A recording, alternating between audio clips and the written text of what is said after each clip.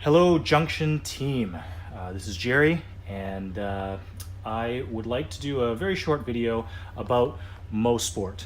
In preparation for our upcoming race at Mosport, I wanted to give you just an overview of what you should expect. So, my apologies. Two things. Number one, you'll see that I have a very low rent sim setup, just a TV and a steering wheel. So I apologize for that, and my rig is very, very low powered. So that's apology number one. Apology number two is I am not very good at talking and driving at the same time, unlike Mache. So I'll do my best, and hopefully you'll gain something out of this. Okay, first thing I want to do is an overview of the track turn by turn. This particular model by Terra 21 is pretty good, not 100% accurate, but we'll get into where it's very similar and where it's dissimilar in a little bit later in the video. You start off, once you start a session, just coming into turn 8 here. Okay, this is a sweeping right-hander. The very short section that leads you into turn 9. Okay, and a very, very short section that leads you into a turn 10, the right-hander that leads you onto the front straight.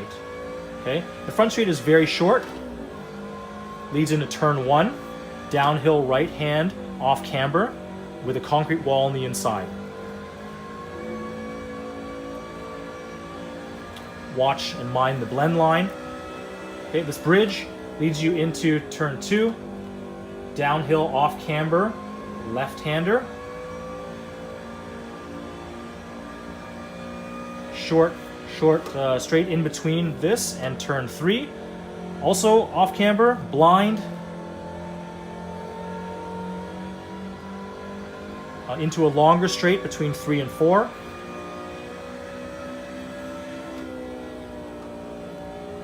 Okay, this is an off camber left, downhill, into turn 5. This is 5A. This is 5B. And C is not really anything for cars of our speed. This is the very long uphill back straight, they call it, or the Mario Andretti straight. Leads uphill to this Canadian Tire bridge, very easy visual marker to see, back into turn 8.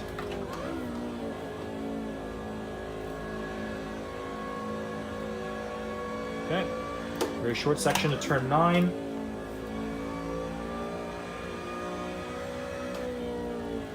And back onto the front straight through 10, onto the front straight.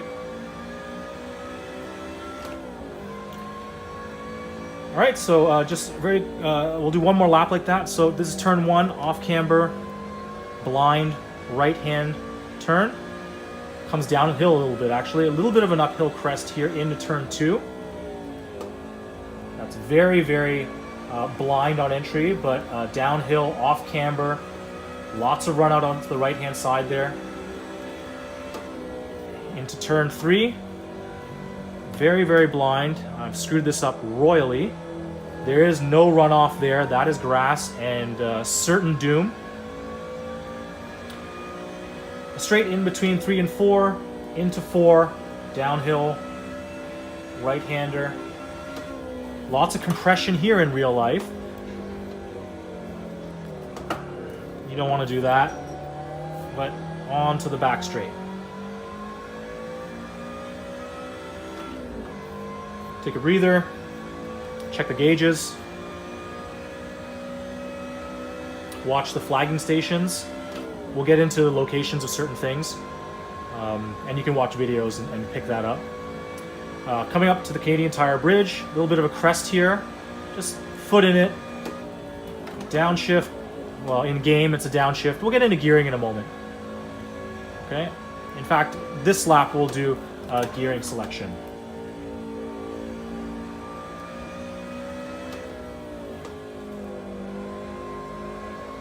Okay, onto the front straight. Okay, you want to roll up the gears here. We may be able to get 5th gear here, and then We may not need to brake there, but 5th gear down here might be good.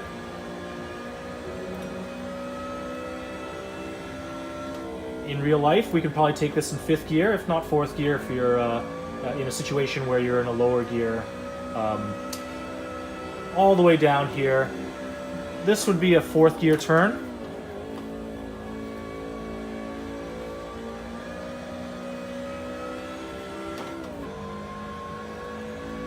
Okay, we could probably get into 5th gear here. A little lift. We may not need to lift. We may be able to go full throttle down here. I like to get to in the 3rd gear for 5B.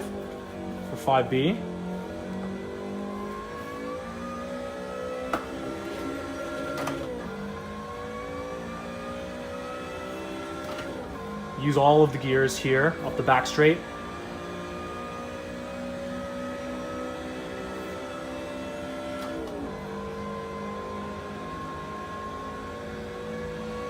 Coming into the Canadian Tire Bridge, turn 8 up ahead, over the crest. We may be able to just stick it in 5th here and use that, but you may want to try 4th gear here. Okay, this is a 4th gear turn, although in game I like to use 3. Dab of brakes into turn 10, also a 4th gear turn. Oh, that was very poorly done.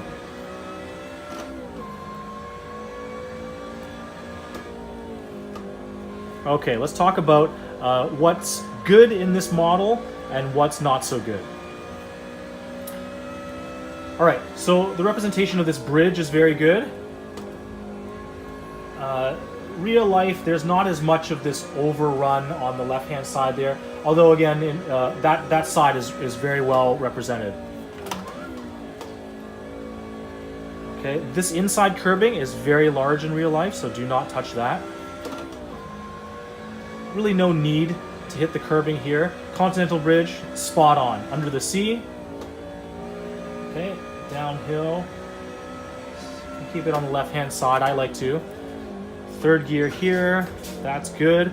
The inside curbing of 5B here is very large, so do not mount that in real life.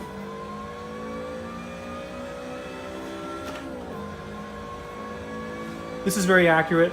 The walls on either side are very close to the track surface. So just be mindful not to put yourself in a situation where you might go off there. Canadian Tire, spot on. Turn 8 in this game here doesn't seem super accurate to me for some reason. I think there's more banking in real life. This isn't bad.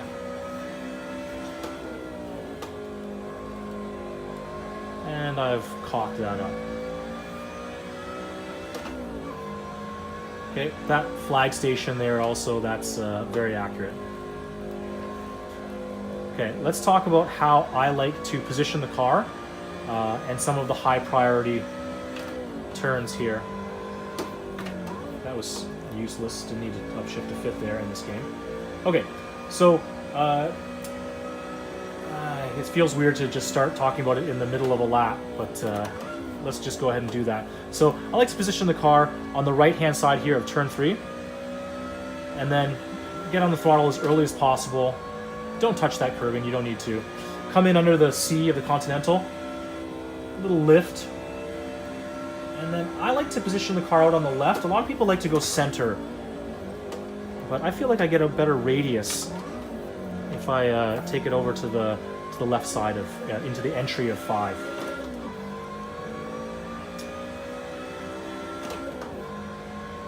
Okay, the other critical thing about 5 is the most important turn of the track.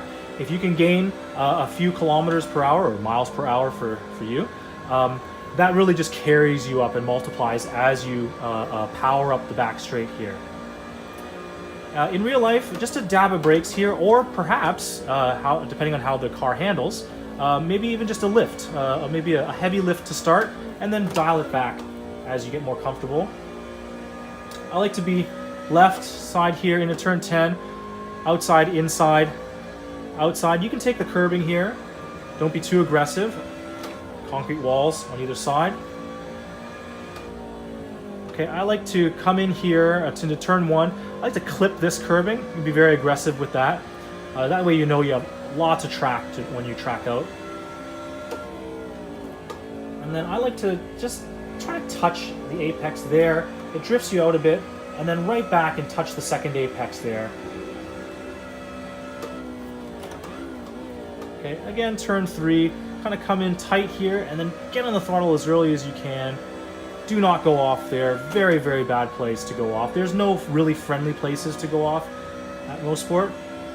Lift just to point the car. Maybe you don't need a lift. Okay, compression here. Set you up for turn 5. Be as much speed as you can. Not taking as much curbing as I did there, okay? That in real life is a very thin curb. Oops, sorry about the abuse of the gears here, Ken. Try not to ride the rev limiter in real life. Okay, I like to just tuck in here, straighten out the wheel so that it drifts you out to the left-hand side, so you set up for turn 8. Racing school line is to get close to this curbing here, close to this curbing here. You can take some of this curbing. Get as close to that as possible. Carry more speed than I did there. Just a bit of curbing here. Upshift, and that's good for a 139. So in terms of lap times, I think we'd be good if we could do low 40s, maybe a fast 40 here and there, maybe into the 39s. I think Ken's car could certainly do it. His car, I believe, did a 37.5 in the hands of some very good drivers. So it may be possible, depending how brave we feel.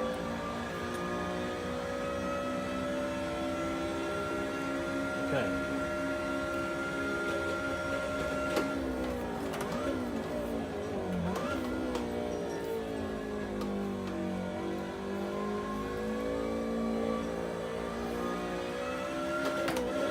Whoops, that's not good.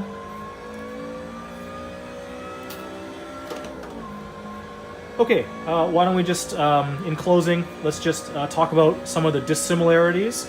Watch some videos, definitely, to familiarize yourself better with the track. Ron Fellows has an excellent video where he takes his ZR1 out and just blazes the track, but you get to see in full glory the track and exactly how it looks.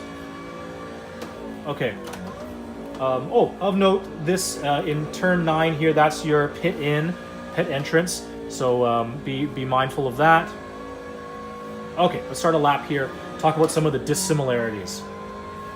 So here, there's a lot of nuance in these off-camber turns. The track surface is not nearly as nice as Watkins Glen. There's a bit of an off-camber dip here to the left. So the car kind of feels a little bit unsettled there. Here, there's a bump. Right about here, there's a bump. Actually, they represented it there okay. So it kind of unsettles the car a little bit. So you may want to avoid that, or not. Okay, this is off camber. Lots of marbles and stuff develop on the left-hand side there, but you can pass on the outside. This feels a little too tight in my opinion. Like, it feels like it goes to the left here a little too much. Like, I feel like I have to put more steering angle. This is okay. There's a lot of compression, so you get extra grip there in real life. And this feels, I don't know, just a little maybe tight, or maybe I just don't get the feeling of G's through the sim.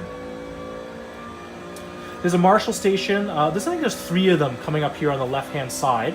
So I think there's one there, but he doesn't stand out there. It's actually a fence, and then the guy's there through the fence. That's very accurate there, that Marshall. Whoops.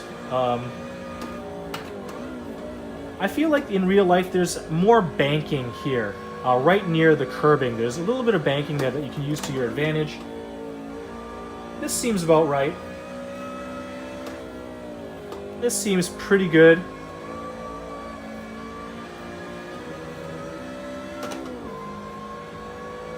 Okay, I'll try to do a little bit of a fast lap if I can.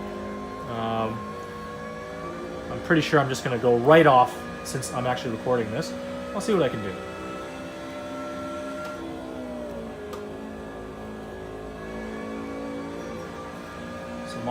So don't mind me as I'm not talking as much.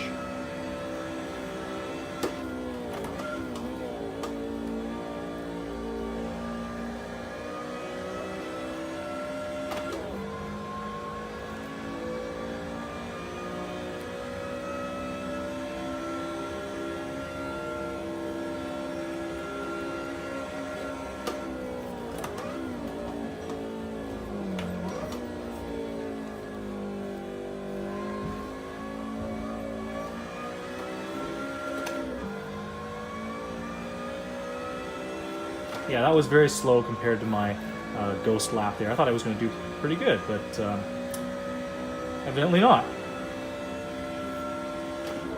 See how critical turn 5 is. Just multiplying that speed as you waft up the back straight.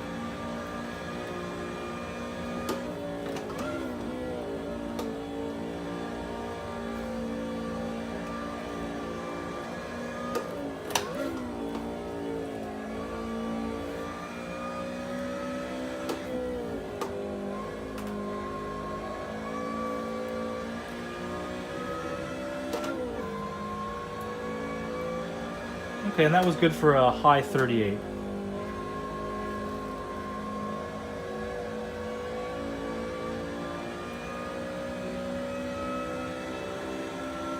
Okay, so in closing, it is a very high-speed track, as you can see.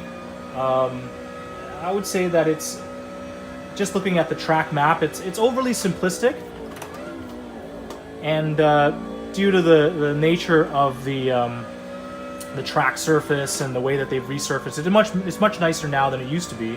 But yeah, it's not nearly as nice as Watkins Glen in terms of track surface. So yeah, there's some nuances in terms of where to find grip. When it rains, it's absolutely treacherous. So hopefully we don't get any rain. Okay, and I've gone off. Yeah, in the rain, it's just really, really bad, especially here. There's a river that goes across this road here, but yeah, it's deceptively simple when you look at the track map, but due to the elevation, there are a lot of places where you can find speed and find grip. So as you're practicing here, I wouldn't expect that, and I don't recommend that you spend hundreds and thousands of laps on this map, because it's not 100% accurate, not super accurate in my opinion. But I think it's definitely good just to get yourself a familiarity with the track, and perhaps get you an idea of how the elevation looks like, and then in real life, you kind of you're feeling it in your butt. Again, sorry about not being able to speak very well as I'm driving, but oh boy, this might be a good lap here. So let me just shut up while I do this one.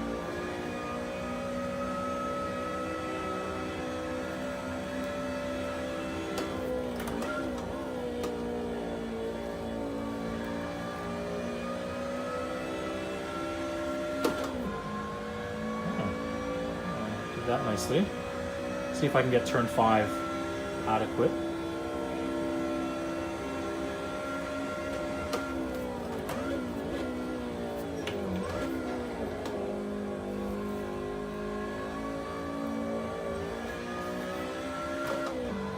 Well, that's not bad.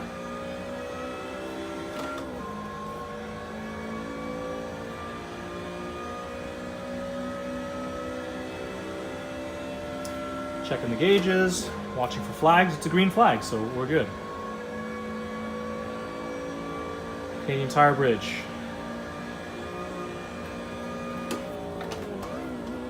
Take the racing school line here. Inside.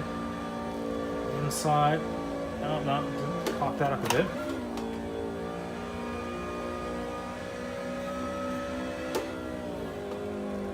Oh, this is not so good. That's okay.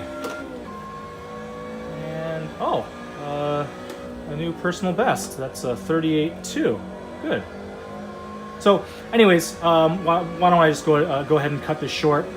Maybe cut this long. I don't know how long it's been now, but hopefully you've picked up a few tips. And if you have any specific questions, of course, feel free to ask. I have some videos if you want to watch me drive it, or there's many, much more skilled drivers than I that have videos on YouTube. So feel free to check that out. Maybe I'll try to find a few and link them in the description. Okay, thanks guys. See you soon.